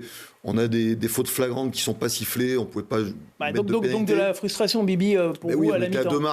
Deux marques à la mi-temps avec le temps qu'il faisait. Ça semblait un peu complexe. Donc du coup, frustré, de la première mi-temps qu'on fait. Benoît, parce que du coup, Ulysse, j'allais te demander comment tu l'as ressenti sur le terrain, mais Benoît, on parlera de la deuxième mi-temps après. L'entame de match, toi, à l'inverse, du coup, elle était plutôt bonne, si elle était moins bonne en face? Je rejoins ce que dit Bibi. Nous, l'entame, plutôt bonne, mais c'est surtout que, en termes de discipline et puis notre capacité à systématiquement revenir dans leur camp à partir du moment où on a scoré, nous a permis de rester chez eux. Puis la deuxième chose, à mon avis, c'est que on prend le score et après, vu les conditions climatiques, ça permet quand même d'être devant, de gérer le match de manière différente. On l'a vécu la semaine d'avant contre Tournon où c'est le scénario inverse et très clairement, ça permet quand même de jouer de manière différente. Après, on a l'occasion, en début de deuxième mi-temps, de les mettre à 3 marques et on va en touche. C'est pas un péché d'orgueil, c'est plus un manque de confiance en nos joueurs. Et peut-être qu'à ce moment-là, on se mettra moins en danger si on avait effectivement choisi le scénario de la pénalité, enfin en tout cas de la tenter, quoi. Ouais. Hugo, la deuxième période, j'imagine que s'il y a la frustration à la mi-temps, ça doit résonner aussi un petit peu, parce qu'être mené à la mi-temps 13-0, ça ne devait pas être sympa dans le vestiaire. Ouais, la deuxième mi-temps, j'ai l'impression que on a beaucoup poussé pour marquer, on arrive à le faire peut-être un peu trop tardivement, je pense. Ouais. Que si ça arrive 10 minutes avant, je pense qu'il y a moyen de pousser encore plus et pourquoi pas... Tu penses que vous auriez mieux fini dans la dynamique ? Ouais, on était dans une bonne dynamique sur la fin de match. Après, trop d'erreurs sur les dernières passes avant d'arriver dans l'embut. Ouais, et puis après, il y a eu un petit peu de tension. On voit, mais Ulysse, quand on est sur le côté, sur ce genre de match un petit peu justement tendu comme ça, j'imagine que c'est compliqué de pas pouvoir être sur le terrain, d'avoir envie d'aller rentrer jouer. Je découvre les images. C'est un petit peu. Ouais. Bon, là, il y a eu un peu dommage. Une fin de derby, mais tout le monde a bien terminé derrière. Non, mais bon, ça, c'est des images, je dirais, c'est à la fin du match. Le match, il n'y a pas eu un mauvais geste. Dans le match, il n'y a pas eu un mauvais geste. C'est la frustration. C'est la frustration. Après, c'est vrai que la météo, on a dominé toute la deuxième mi-temps. Ouais. On court après le score, c'était logique. Et ils ont fait preuve d'expérience avec les quelques joueurs quand même qui ont été capables, notamment Moresco, Max Rebesco, pardon. Des joueurs comme ça, ils ont pesé parce qu'ils ne se sont pas énervés, ils ont défendu, ils n'ont rien lâché. Dans les duels offensifs, avec ces conditions, c'était complexe. On n'a pas pu se passer beaucoup les ballons. Et on a été très dominateur. On aurait dû marquer plus tôt, comme disait Hugo. On marque à la 75e, il reste 5 minutes, on a 2 actions pour marquer et pour gagner peut-être. Qu'est-ce qui manque, Bibi, cette année encore? C'est quoi? Il manque un peu de fraîcheur, un peu de banc, un peu de chance, peut-être la pièce qui tombe du meilleur côté? On a 23 joueurs dans l'effectif premier, donc on est obligé de taper dans l'équipe B pour donc manque un peu de jouer. profondeur de banc. On a eu beaucoup de blessés en début d'année, dont notre seul recrue qui venait de Massy, Louis Brusma, qui s'est fait les croisés dans le 3e match. Donc il reviendra pas. On a eu 4 blessures avec les 4 joueurs principaux sur le match de Crussol, sur le synthétique. Bon, on peut aussi voir qu'on n'a pas recruté de joueurs, qu'il y a des joueurs qui ont arrêté parce qu'ils ne pouvaient pas assumer de jouer en Fédéral 3 avec leur boulot. Mais oui. Il manque un peu de profondeur. Ben oui, puis surtout, la Fédéral 3, c'est une exigence différente. Ouais. On joue contre des équipes qui ont toutes des joueurs de Fédéral, qui ont vécu de la Fédérale. Nous, à Volnavé-Visil, je veux dire, on a les joueurs, c'est une génération qui est montée, qui a joué ensemble depuis toujours, qui a des potentialités, mais qui n'a pas l'expérience de ce niveau-là. Donc l'exigence monte, il faut être rigoureux, il faut être dans les fondamentaux solides. La conquête, on n'a pas été, on a été approximatif, manque de précision, manque d'engagement par moment, indiscipline. Voilà, beaucoup de choses qui font qu'aujourd'hui, on a l'impression de ne pas être si loin, mais qu'au fond, on est loin, quoi. Alors, tu as beaucoup d'expérience, Bibi, et j'imagine que c'est pas facile quand on arrive dans l'hiver, qui fait pas beau, qu'on va voir, est-ce qu'on peut mettre le classement, s'il vous plaît, en ligne, au classement, forcément, le trou se creuse un peu. Comment on garde mobilisés les gars pour dire c'est pas terminé, il reste encore des matchs? C'est quoi le discours? Mais le discours, j'ai dit aux joueurs, moi, qu'il fallait... on découvre le niveau de Fédéral 3, donc c'est compliqué, sans avoir fait de recrutement. On est sur des budgets plus gros que les nôtres, 2 fois supérieurs aux nôtres. T'as l'équipe de Régional 1 encore. Là, tu joues en Puy, c'est les 5 qui ont joué à Annonay la saison d'avant. Il y a 5 mecs de Fédéral 1 derrière. Et puis d'autres de Fédéral 2, Fédéral 1 devant. Donc, si tu veux, nous, on apprend. Mais ce qui fait, comme tu dis, ce qui est... moi, je suis entraîneur et aujourd'hui encore, quand j'arrive à l'entraînement, je prends plaisir, c'est que les joueurs travaillent. Ils sont encore là à l'entraînement. Ils n'ont pas lâché. Ils se battent. Et on s'est dit qu'on lâcherait rien jusqu'au bout. Donc, on lâche rien dans les matchs. On passe à côté de pas grand-chose. On n'est pas récompensé. C'est vrai qu'on est arbitré comme une petite équipe. Tu penses qu'il y a une différence quand tu es leader ou quand tu es dernier? Tu le ressens, toi, sur l'arbitrage? On a un vrai problème de discipline, certainement, de notre côté. Mais aussi, je pense qu'il faut le dire, il ne faut pas avoir peur de le dire, quoi. Tu es arbitré contre une équipe qui ne gagne pas, et donc, du coup, comme une équipe qui ne gagne pas, plutôt. Et du coup, c'est vrai qu'au bout d'un moment, on se pose des questions aussi là-dessus. Mais on essaye de travailler, on essaie de progresser. On n'est jamais très loin. Ouais. On n'est jamais très loin. Chaque match, il n'y a que 2 matchs sur lesquels, il n'y a rien à dire, c'est à Ampuis ou à l'extérieur, inférieur. Et puis la SMILA où on fait 30 minutes chez nous, catastrophique. En dehors de ces 2 matchs, on est au contact. Hugo, comment, entre vous, parce qu'on a passé l'euphorie de la montée, des éléments incroyables à vivre en groupe. Et là, du coup, c'est la redescente quand même en termes de résultats. C'est pas trop dur, cet ascenseur quand même émotionnel là? Ouais, c'est dur, on s'attendait pas à ce que ça soit aussi dur à enchaîner les défaites comme ça. Après, on va, comme il a dit Bibi, on va rien lâcher, on va continuer à progresser parce que je pense qu'on progresse. Et voilà. Et finir la saison. Merci Hugo. Du côté de Cessin, Ulysse, les objectifs en début de saison, on vous a fixé Les objectifs, c'était d'être dans les 2 premières places. Ah oui, c'est objectif élevé alors. Ouais, objectif élevé, c'est partagé.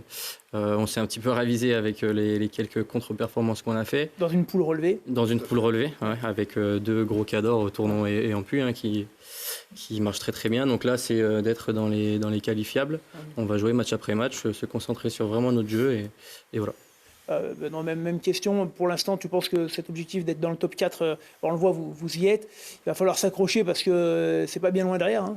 De toute façon, si on reprend tous les scores depuis les 9 journées, là on est à la moitié du championnat, et aucune équipe aujourd'hui a réussi à mettre des valises tous les dimanches. Il y a Ampuis et Tournon qui jouent la course en tête. Ouais, je pense, pour le coup, ils ont vraiment des objectifs de montée qui sont identifiés. On l'avait déjà vécu, nous, l'année dernière, avec des équipes aussi qui sont montées, qui avaient aussi, que ce soit Saint-Marcelin ou la VO n'aurait pas monté, mais c'était aussi... c'était anciennement Fédéral 2. Ouais, Montélimar est monté également. Enfin voilà, on a connu l'année dernière une poule aussi assez relevée avec des équipes...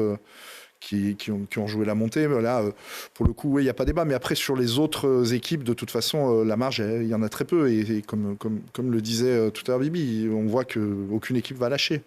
Ouais.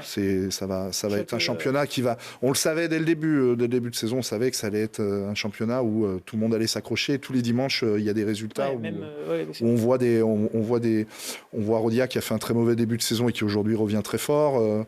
On voit des équipes comme Beau Repère, on sait que c'est très difficile d'aller là-bas. Il n'y a pas de petits matchs. Il n'y a pas de petits matchs. Fédéral 3 qui a quand même bien progressé. On voit quasiment dans tous les niveaux. La Fédéral 2 c'est devenu plus forte. La Fédéral 3 aussi. Là, c'est... Ouais, c'est un peu la course à l'armement. Effectivement, parce que forcément, le niveau est élevé. Je pense aussi qu'aujourd'hui, les clubs ont envie... d'exister à ce niveau-là, parce que c'est un niveau intéressant, c'est un niveau où on arrive à effectivement faire du jeu, il y a du monde au stade, enfin voilà, c'est pour les joueurs, je pense que c'est gratifiant de jouer à ce niveau-là. T'es surpris toi, Bibi, du niveau de cette fête 3 ou pas forcément? Non, pas surpris, parce que le niveau augmente, on en parle à tous les niveaux, il n'y a pas qu'au niveau de la fédérale que ça augmente, au niveau des régionales ça augmente. Moi j'ai entraîné en régional 1 2 ans, et franchement j'ai été surpris du niveau de la régionale 1. Je veux dire, aujourd'hui le rugby a changé, le rugby... c'est un sport, avant c'était quelque chose de très empirique.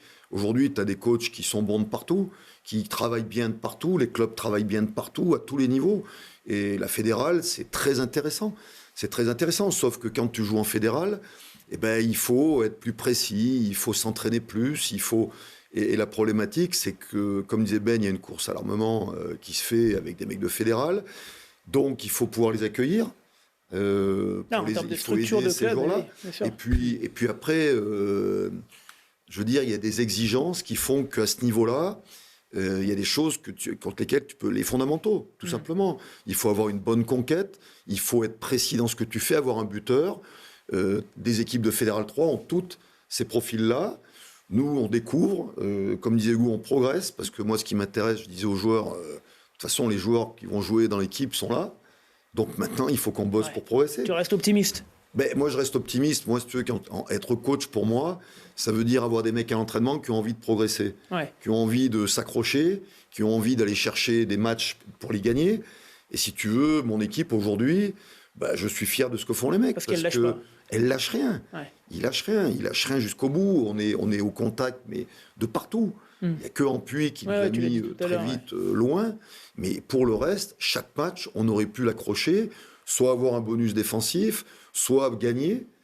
Et donc, moi, ça me va. Quand je sais ce que je leur ai dit. Je leur ai dit, mais les gars, on va continuer à travailler. Il faut venir s'entraîner. Alors, c'est vrai que quand tu as une équipe qui a gagné 85% des matchs l'année précédente, il y a ce petit paramètre à prendre en compte. Qui gagne un match sur 10 l'année d'après, tu te rends compte que moralement, on est au fond. Moi, l'année dernière, avec le SMHGUC, on a fait la même chose. On a gagné quasiment tous les matchs. On était en demi-finale avec Philippe Meunier, après avoir perdu tous les matchs l'année d'avant. Et je veux dire, c'est bouleversant comme truc, parce que le dimanche, tu rentres chez toi, t'es noir, quoi.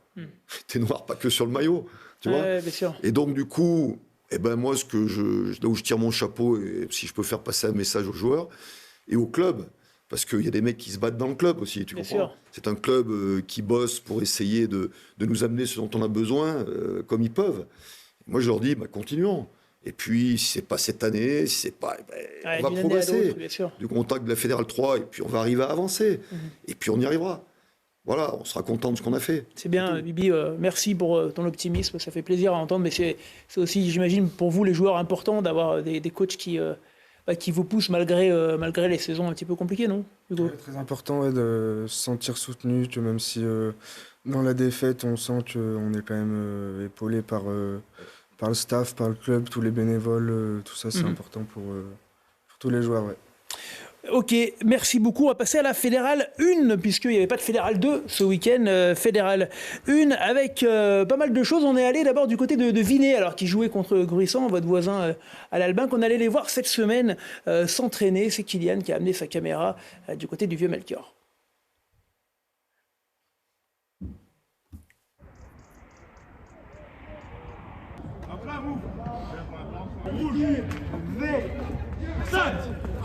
Un gros match ce week-end, encore une fois, contre Gruissant. Il faut à tout prix qu'on arrive à prendre au moins les 4 points de la victoire pour continuer à bien figurer dans le championnat. C'est vrai qu'on a eu un début de championnat un petit peu difficile, le temps de s'acclimater un petit peu aux joutes de la Fédérale 1. Sur les derniers matchs, ça va un tout petit peu mieux. Voilà, on a pu se reprendre, rattraper un peu les points qu'on avait perdus à Vinay. Et voilà, on suit notre petit bonhomme de chemin en espérant vite assurer le maintien. Voilà, c'est une poule qui est dense, qui est compliquée. Les points comptent tous les dimanches. Donc voilà, on espère que l'investissement des joueurs dimanche sera à la hauteur de l'événement encore une fois et qu'on pourra lever les bras à la fin du match.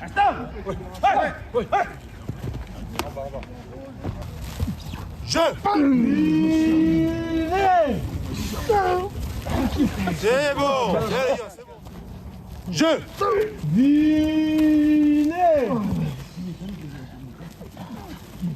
C'est bon.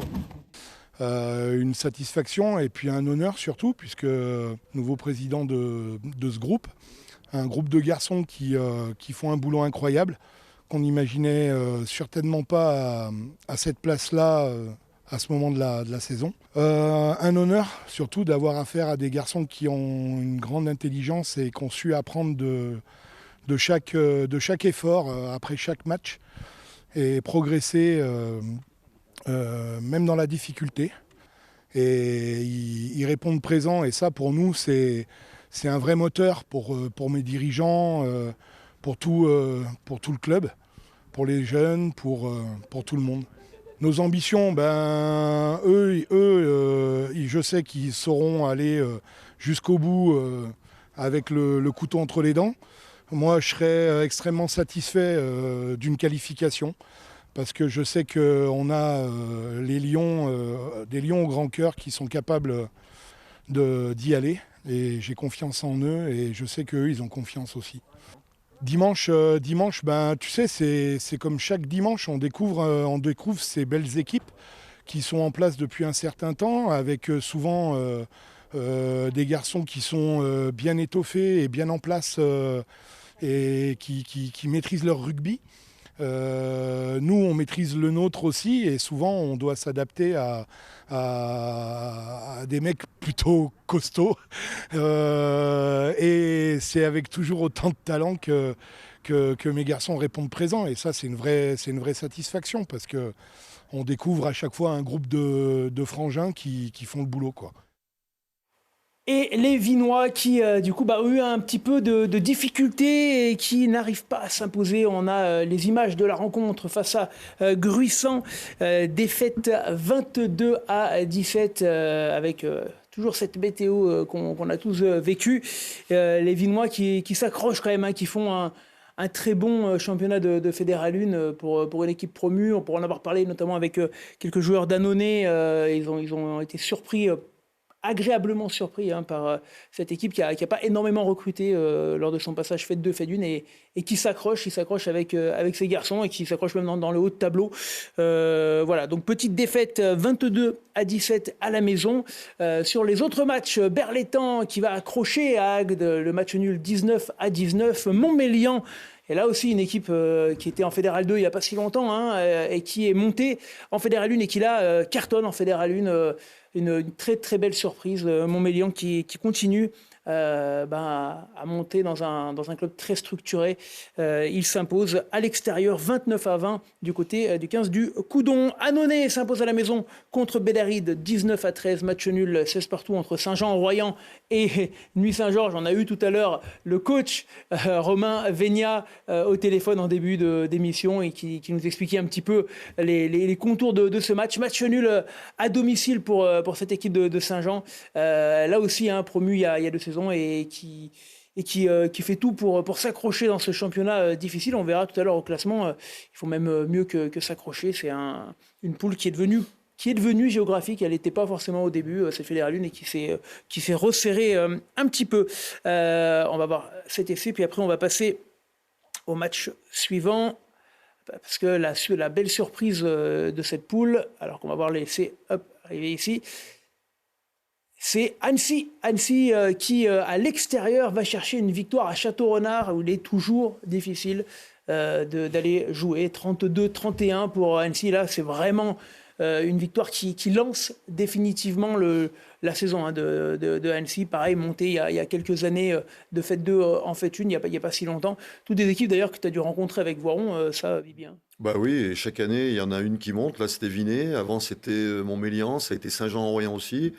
Annecy également. Et c'est des gros bassins de rugby. C'est des belles équipes avec de la formation, et c'est bien que notre région, elle ait aussi des bannières comme ça, comme les clubs de Montmélian, de Vinay. Montmélian qui fait un championnat extraordinaire, un deuxième derrière Annonay, quasiment au talon des Annonayens. Montmélian qui cartonne, Saint-Jean-en-Royan, 3e, Vinay, 5e avec la défaite, sinon qui était encore dans le top 4. Et donc la très très belle surprise d'Annecy qui, malgré sa dernière place, lance véritablement sa saison en allant s'imposer à Château-Renard. C'est une extraordinaire performance de nos amis d'Annecy. Voilà pour le classement. Alors, je vous avais parlé tout à l'heure de vos capacités de connaissance de rugby. On va reprendre les téléphones, messieurs, et là, on va corser un petit peu l'addition, puisque pour terminer, on va aller vraiment dans la culture générale du rugby. C'est Alex qui, pour l'instant, est leader, je vous le rappelle, du classement devant Ulrich. Ici, Ulrich, je suis obligé. Allez, question numéro 3. Et là, on va enchaîner, vous allez voir, sur le rugby. C'est un quiz, vous connaissez ce terrain. Quel est le dénivelé d'une touche à l'autre du terrain de l'Albinque ? Est-ce que le dénivelé maximal est de 50 cm, de 0,92 cm, de 1,41 m ou de 2,24 m d'une touche à l'autre ? Alors là, c'était plus facile pour les gens de l'Albinque. Et effectivement, c'est 1,41 m. Alors étonnamment, moi je pensais qu'il y avait plus de dénivelé dans la longueur, mais c'est dans la largeur. Non, ouais, il a un 41 d'une touche à l'autre et 90 cm d'un but en but. Ouais. Incroyable, ouais. 1,50 m. Et on le sent quand tu fais le tour du terrain, même à l'entraînement, on fait le tour complet, tu sens que la montée, elle est de touche à touche. Ouais. De touche à touche, 1,41 m, c'est incroyable. Le classement, allez, après cette troisième question, qui a pris la tête ? Est-ce qu'il va y avoir du changement ? C'est Romain qui est premier, bravo, devant Fabien. Allez, on enchaîne, quatrième question. avec un nouveau quiz. Et tiens, on parlait de Brézin tout à l'heure, mais avec quel club Brézin est-il en entente? Est-ce que Brézin est en entente avec Silan? Est-ce que Brézin est en entente avec Iso, avec la Bièvre ou avec la Côte-Saint-André? C'est beaucoup de clubs qui sont limitrophes de Brézin. On en a parlé tout à l'heure, on a donné la réponse. C'est bien, vous avez suivi. Je vois que tout le monde a suivi. C'est bien la Côte-Saint-André. Alors on va voir qui a été le plus rapide, Kylian, sur cette question qui était facile pour les joueurs de Brézin. Et c'est Romain, pour l'instant, qui garde la tête devant Fabien. Bravo, toujours deuxième. On enchaîne avec la question suivante. Est-ce qu'on a corsé un petit peu? Qu'est-ce qu'on s'est dit? Réponse multiple. Vous avez le droit de une ou plusieurs réponses. Quel joueur international est passé par Cessin?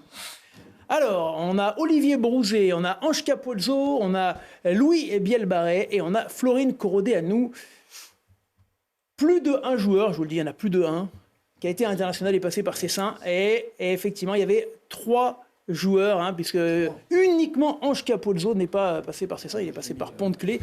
Tous les autres joueurs, Olivier Brouzet notamment, a été formé à Cessin. Florine Corrodé-Anou a été international roumain, il a même joué la Coupe du Monde lorsqu'il était à Cessin. J'ai pas dit formé, mais il est passé par Cessin. Il est passé. Bibi, t'es coquin. Excuse-moi, mais Florine, oui, il a fait 2 Coupes du Monde avant d'arriver à Grenoble. Il n'a pas été formé à Cessin. J'ai pas dit formé, regarde, c'est quel joueur international est passé par le RC Cessin. Ah, ouais, d'accord. Mais attends. Moi, de ces formés, c'est important pour moi. Ça peut être une déformation. Bravo, Idel. Dernière question. Non, le classement avant la dernière question quand même. C'est Romain qui est toujours en tête. Devant Ulysse qui reprend la deuxième. Bibi, t'es pas si loin, Bibi. Du podium. Dernière question. Je crois que c'est la dernière, c'est ça? Oui, c'est la dernière question. Elle est là. Un buteur à 60 secondes pour transformer un essai à partir du moment où il aplatit le ballon dans l'en-but, du moment où il pose le ballon sur le tee, ou du moment où l'arbitre siffle. Je vois que c'est discuté et il y avait un piège, puisqu'effectivement, c'est à partir du moment où le ballon est aplati dans l'en-but. C'est une nouvelle règle qui a 3 ans. C'était pas la règle avant, puisque c'est lorsqu'il y a une pénalité que c'est au coup de sifflet de l'arbitre. C'est 60 secondes à partir du moment où on aplatit le ballon. Donc pour les 3 qui se sont trompés, il faudra réviser pour le prochain match. On va voir le classement définitif de ce jeu. Qui a gagné les petits cadeaux qu'on va vous donner après là que je vous... voilà, attention. Le magnifique petite copie de déblayage, c'est magnifique. Le 3e, c'est Fabien qui est là. Le second de ce classement, c'est Alex, bravo. Et le premier, attention, sur la dernière question, est-ce que c'est Romain? Bravo Romain. Et ben voilà, tu es celui qui a eu la culture G. Merci. Bibi, tu termines, je crois, 4e. On va gagner quelque chose. Aïe, pied. Mais j'ai pas dit formé. J'arrête. Je m'en suis pas remis de ça. Bon, vous voyez, on arrive au bout de l'émission. On avait encore un peu de Pro D2, mais c'est pas grave, on la passera la semaine prochaine. Je vous remercie à tous d'être venus sur le plateau de déblayage. Je vous souhaite beaucoup de courage pour la suite du championnat. Alors, vous n'avez plus beaucoup de matchs en R3 déjà, mais il va falloir s'accrocher pour ce qui reste. On n'a pas encore la moitié. Il n'y a pas la moitié. Ah oui, non, toi, c'était 2 matchs à la maison que tu disais peut-être. C'est ça. Ce sera la fin du week-end prochain. 14 décembre. On va s'accrocher pour... je vous souhaite à tous les deux de vous qualifier. Pourquoi pas, ce serait cool d'avoir les 2 clubs qualifiés. C'est ça, on vous souhaite... À Château le week-end prochain, samedi soir. Et ben voilà, pour une fois, on joue le samedi. Samedi soir, c'est rare en fédéral. C'est ça, oui. Ouais, pareil, bon courage à vous avec le retour, j'espère, d'Ulrich sur les terrains. C'est prévu. C'est parfait. Et on vous souhaite également, Hugo et Bibi, de vous accrocher comme tu l'as dit. J'ai pas de doute du coup quand je t'entends. Je sens que vous allez vous accrocher. Ouais, mais moi j'ai pas de doute non plus, franchement. Et puis j'aimerais dire aux gens, si venez nous voir contre Tournon et venez nous aider sur le bord du terrain, et vous allez voir, vous serez pas déçus par l'équipe de Volnavé-Vizille. À Vizille ou à Volnavé? Alors on espère Volnavé. Pour surprendre un peu les mecs de Tournon, tu vois, leur montrer un terrain qu'ils n'ont jamais connu avec un peu de dévers, tu vois, je veux dire. Moi, je serais content de jouer à Volnavé. Ça ferait plaisir à mes potes les Petiot, les Besson et tout, tu vois, voilà, ça serait bien, quoi. Et ben voilà, on vous le souhaite en tout cas, et on te souhaite, Bibi et Hugo, et bien sûr le meilleur pour cette deuxième partie du championnat. Merci à Kylian en régie, et même si on a vécu un début difficile, mon cher Kiki, on va s'expliquer après, et à Mathias, bien sûr, qui était là. Bien sûr, merci à Télé Grenoble qui nous permet de faire cette émission, de reprendre le rugby. Je vous donne rendez-vous la semaine prochaine. Ciao, ciao.